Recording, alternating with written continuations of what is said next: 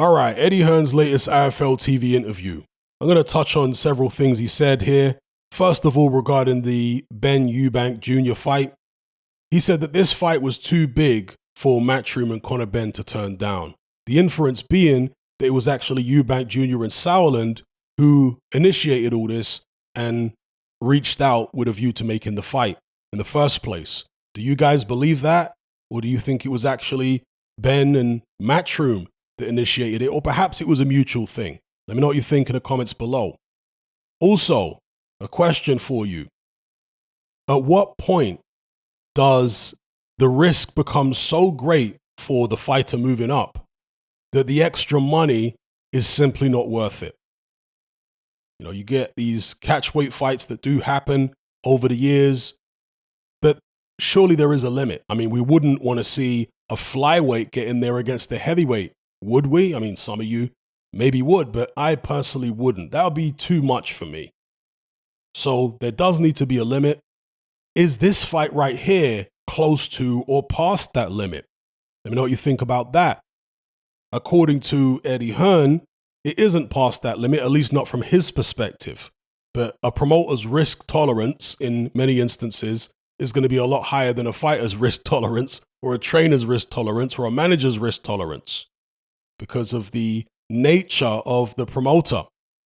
So again, that's one of the things that Eddie Hearn said. The fight was too big to turn down.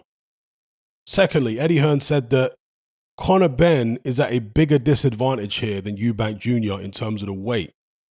Now, Conor Benn is moving up 2 weight divisions, yes, but Eubank Jr. is having to drain himself down to something like 157 pounds. At the time of recording this video, the promoters hadn't publicly confirmed what the catch weight was going to be, but I heard the fighters themselves at the press conference throw around this figure of 157 pounds. So I'm going to go with that for now. So Eubank Jr.'s got to come down to 157, a weight he apparently hasn't made since he was 18. Also, there is a rehydration clause, so he can't weigh above a certain amount on the day of the fight. And I'll come back onto that later on. The next thing Eddie Hearn said was that one of the reasons they decided to take this fight, one of the reasons that Eddie Hearn says he's so confident in Conor Benn and Benn so confident in the fight, is that Benn was 170 pounds in the ring against Chris Van Heerden, apparently. Now, that obviously flies in the face of many of us who've been saying that Conor Benn looks like a small welterweight. But 170 pounds against Van Heerden, that's not small, is it? Next thing Eddie Hearn said is that this is the biggest fight that he's ever done. He said that he could have filled 3 or 4 Wembley stadiums and that this fight will break all pay-per-view records. Now, he kind of backtracked on the last bit of that statement later on in the interview, but the first 2 things that he said, this being the biggest fight he's ever done, and he could have filled 3 or 4 Wembleys, I mean, he is going into hyperbole overdrive when he says stuff like that. He's trying to take a leaf out of Baza, his dad's book, when it comes to over-the-top statements. This, by my way of looking at it, is nowhere near the biggest fight that Matchroom have ever done, not even close. And as far as being able to sell out 3 or 4 Wembley stadiums, well, they've decided to do it in the O2. And I would say that actions speak louder than words. If they could have filled out 3 or 4 Wembley stadiums, then, well, you just put it on at Wembley Stadium and you up the ticket prices because there's apparently this crazy demand. And look, I am sure there is a big demand for this fight, but I don't think it's as big as Eddie Hearn is making it out to be, whereby he could have filled up 3 or 4 Wembleys. I think if he could fill Wembley, he would be filling Wembley, but he's not. They're instead going to the O2. Next thing Eddie Hearn said is that the fight wouldn't have got done without Callus Sauerland being Eubank Jr.'s promoter.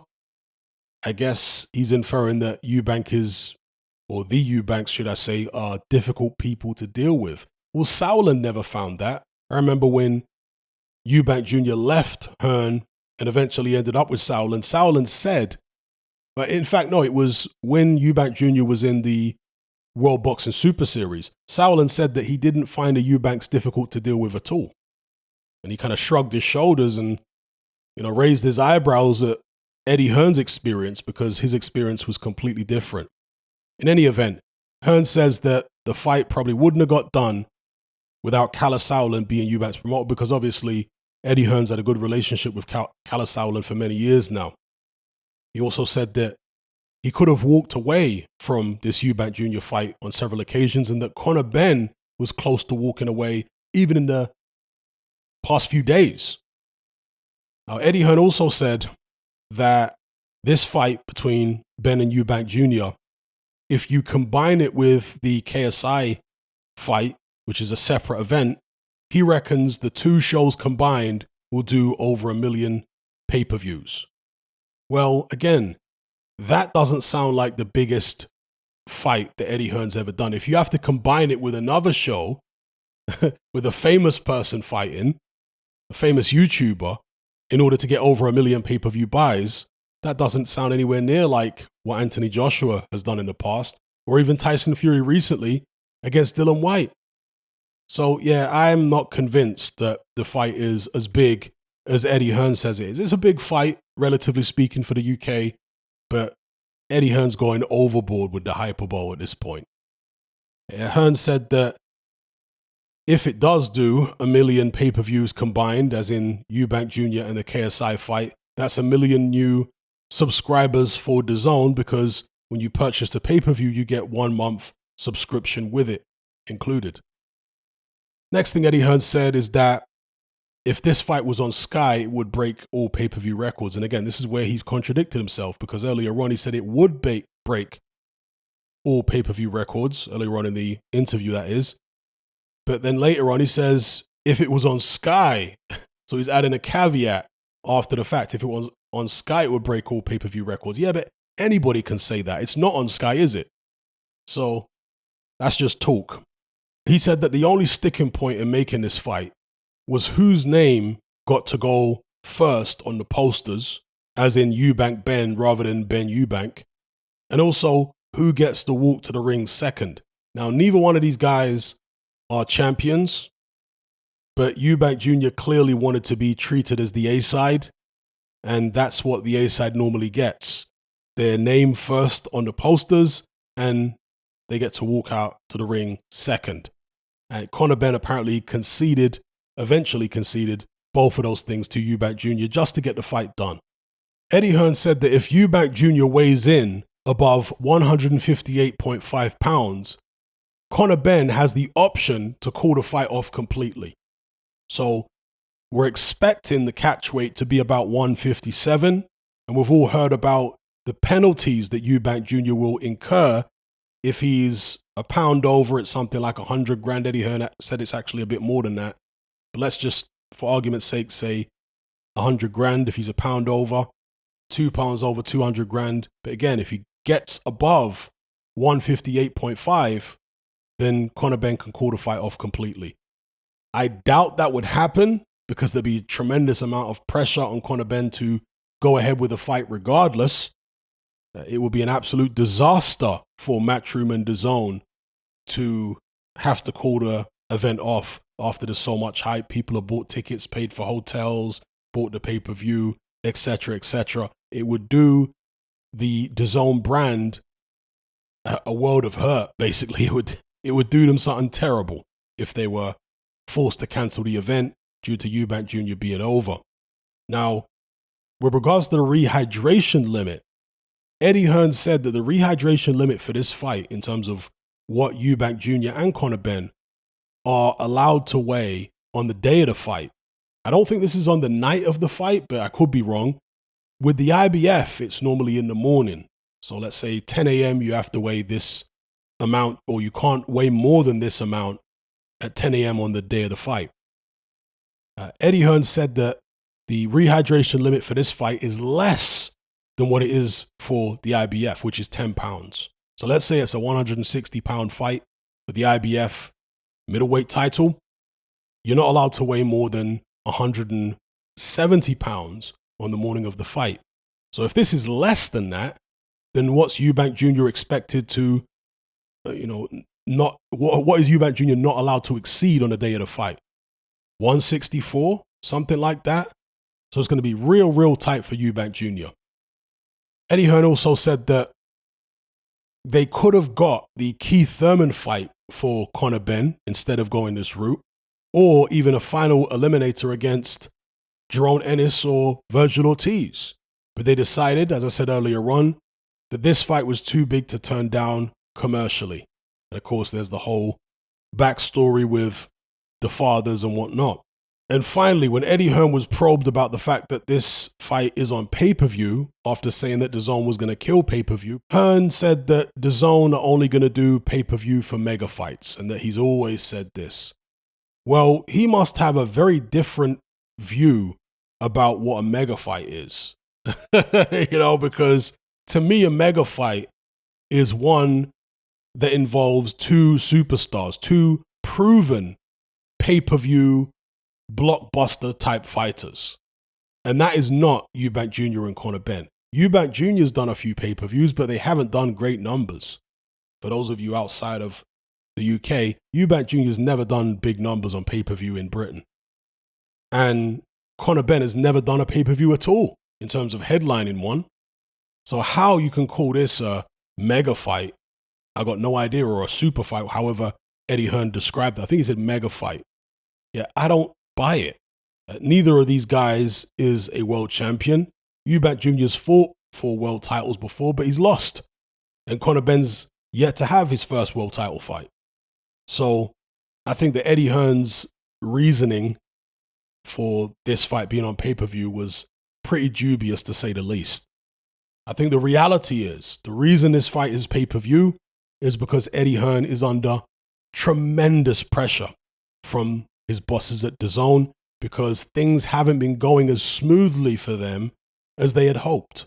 I think that ordinarily, or let me rephrase it, if you rewind 2 years and you'd ask DAZN, Conor Benn versus Eubank Jr., neither of them being world champions, Conor Benn not fighting for a world title yet, Eubank Jr. still not securing himself a world title shot at middleweight. Would that fight be pay-per-view? When DAZN launched, I reckon they would have said no. That's just my suspicion. But things change, the economy changes, the market changes. DAZN haven't managed to make the acquisitions that they wanted to make, and therefore they're having to change their business model on the fly to adapt to the situation. And that's why they're having to lower their bar. That's basically what they're doing here, as far as I can see. They're lowering their bar. They got KSI on pay-per-view. They got Eubank Jr. versus Conor Benn on pay-per-view. And look, there is a lot of interest in Eubank Jr. versus Conor Benn because of the nostalgia, because of the fact that the Benn and Eubank names are brand names in Britain. Everybody remembers the dads, and I'm sure the dads, as the promotion goes on, will become more and more involved. But the proof is in the pudding at the end of the day. And even though these brand names, the Benn and Eubank brand names are big in Britain, they haven't been able to translate that individually to big numbers in terms of pay-per-views and what have you. So why all of a sudden would it be different for this fight? I'm sure the fight will do relatively well, but I'm not convinced it's going to do what Eddie Hearn says it is. But there you go. He's a promoter. He's paid to hype fights and what have you. Now, just finishing off a couple of other things that Eddie Hearn said. He said that regarding the Joshua Buatsi, Callum Johnson purse bid, Matchroom didn't actually put a bid in because they weren't interested in the fight in the first place. And it was for the European light heavyweight title. They're looking to get Joshua Buatsi a world title shot. Now, interestingly, Eddie Hearn said that they have accepted the IBF eliminator with Pascal, but he went on to say that that would be a last resort. That if all else fails and they can't get Bivol or whoever else, well, it would be Beterbiev right at this stage. But it seems as though Beterbiev's probably going to fight Yard, although that hasn't been announced as far as I'm aware. Excuse me.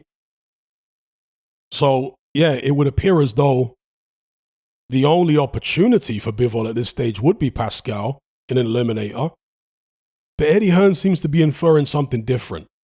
So could we see Joshua Buatsi go in there against Artur Beterbiev rather than taking the Pascal fight? Or are they still holding out some type of hope for the Dimitri Bivol fight, even though the WBA have, slapped down Eddie Hearn's request? Let me know what you guys think about that in the comments below. And I would like to see Joshua Buatsi against Callum Johnson, but I can't really blame him for taking on a Pascal, let's say, in an eliminator. At the end of the day, Joshua Buatsi is 29 years of age. He's no spring chicken. So he does have to get a move on. Anyway, the last thing that Eddie Hearn mentioned, it actually wasn't in this order, but this is the order I'm going to talk about it. He talked about Tyson Fury and the fact that Fury's been making a lot of noise lately, saying he's going to fight Chisora, saying a whole heap of other things. Eddie Hearn thinks that whenever Anthony Joshua is about to fight, Tyson Fury will come out and try and grab the limelight because he doesn't like Anthony Joshua getting all the attention rather than himself. He's basically an attention whore.